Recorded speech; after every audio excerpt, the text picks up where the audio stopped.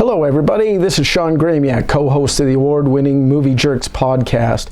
JP has asked me to let you folks know some films that you might want to add to your watch lists because, frankly, we might all be running short. I'll let you know that these are films that I personally like, although critics may not like them. But honestly, who cares what critics think? Most of them are idiots. They don't know what the hell's going on. To be honest, if I see a bunch of critics hate a film, I'll go watch the film because I know it's good. Honestly, like, how much of a pretentious dink do you have to be to think that your opinion matters? Like, honestly, you come out, you criticize a film, your opinion is the benchmark for good taste? Bullshit. Anyway, let's get on to my film recommendations. La la la la, Movie Jerks. We've been getting a lot of emails lately asking for lighthearted or obscure comedies.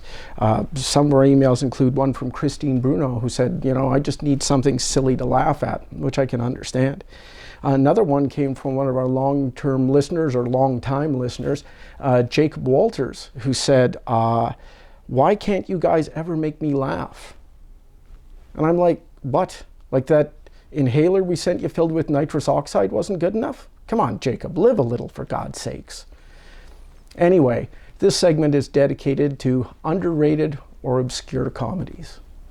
Not too long ago, I got a chance to revisit Miller's Crossing, and to me, if you're a gangster film fan, it's one of the best that's out there. Any Coen brothers film, almost any. Pretty well all the Coen brothers films are good, but the one I want to single out and draw attention to is one that's not mentioned very often, and that's Intolerable Cruelty.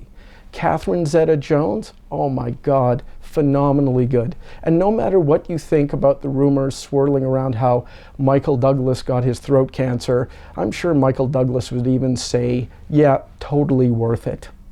Anyhow, Intolerable Cruelty, magnificent film, great romance, and it was the Coen brothers' attempt to do like a 1950s romance.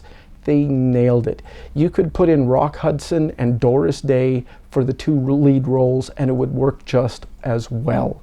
It would have to be a much grittier Doris Day, but how hot would that be?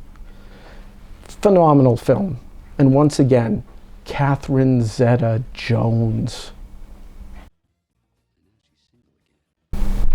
Now, if you want something substantial to view, you have to check out The Hollars,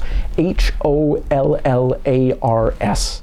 John Krasinski, the guy from The Office, and our latest Jack Ryan, he was both the director and star of this film, and it circles around this, lovely little southern family called The Hollars.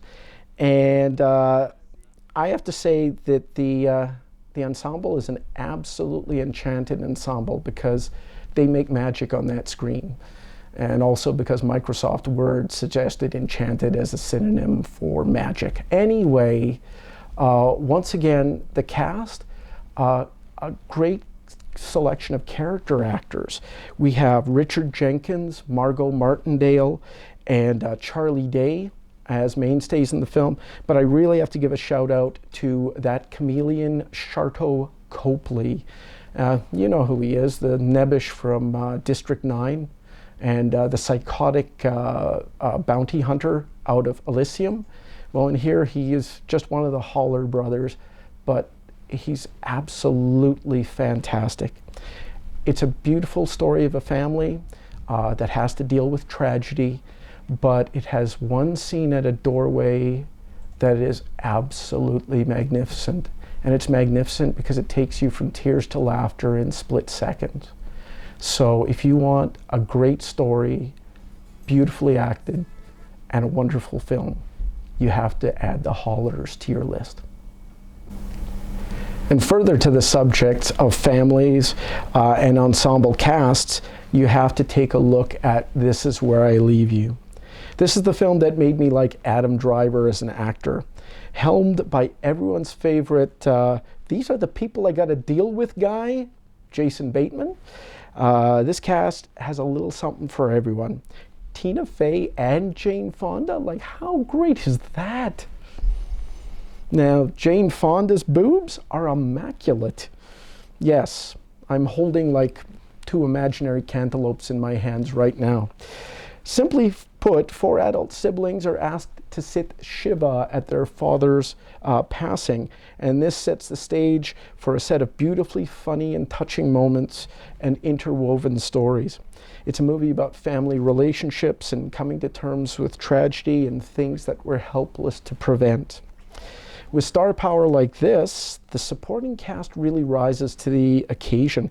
Corey Stoll, you know, Ant-Man's nemesis, plays the responsible brother. You actually really like him in this film, as opposed to Adam Driver's super irresponsible brother. And of course, Jason Bateman is in the middle as the family diplomat. But really keep your eye on Timothy Olyphant. When it comes to torment, like, this guy can do more with 2 minutes on screen than most people can do with a Shakespeare soliloquy. His small story in the film really tears at you, and he does a magnificent job with it. And as a movie jerk, I highly recommend National Lampoon's Dirty Movie. Christopher Maloney and Mario Cantone, there hasn't been a combination like that since Hot Oil and Cold Water. And like that, it's explosive and it will leave you scarred for the rest of your life. You gotta search this one out.